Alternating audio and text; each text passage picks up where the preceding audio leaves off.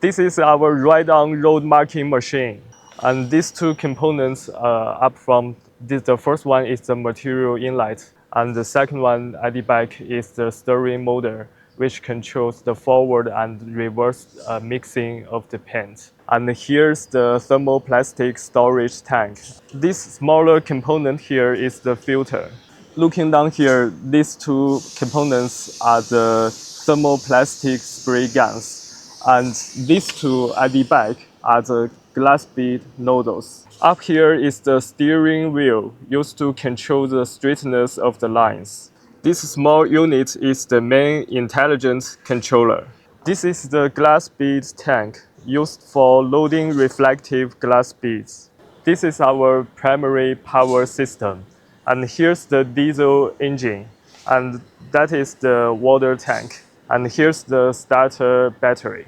This is the radiator system. On the right is the hydraulic oil cooling fan, and on the left is the air compressor fan. This is the air compressor used for system pressurization. This is the liquefied petroleum gas cylinder. For exports to local countries, this tank and the pressure reducing valve must be replaced with local standard versions.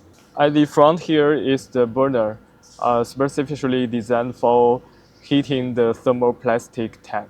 This long pointer at the front is primarily designed for marking long straight lines, and this shorter pointer here is used for marking curves and bends. Okay, so now before starting the machine, make sure the heat transfer oil pump is in the downward off position. And meanwhile, set the beater to the middle neutral position before starting the engine. Before ignition, there are three important steps we need to do. The first one is the direction selector. We need to put it to the neutral position.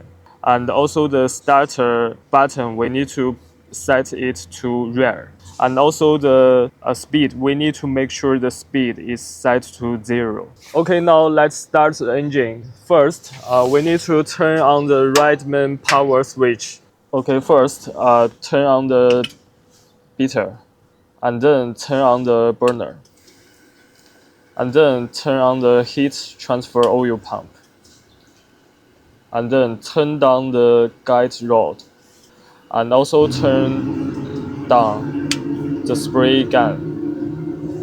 Okay, and then after work is finished, make sure to reset the guide rod to the neutral position, and also reset the spray gun to the neutral position. Okay, then set the direction selector to forward, and turn this speed knob to the 20 to 40 range, and then flip the start switch to forward to begin the operation. Okay, now let me explain how to turn off the machine. First, we need to turn this guide rod to the forward, and then when the pointer at the front is reset, we need to reset the guide rod to neutral position.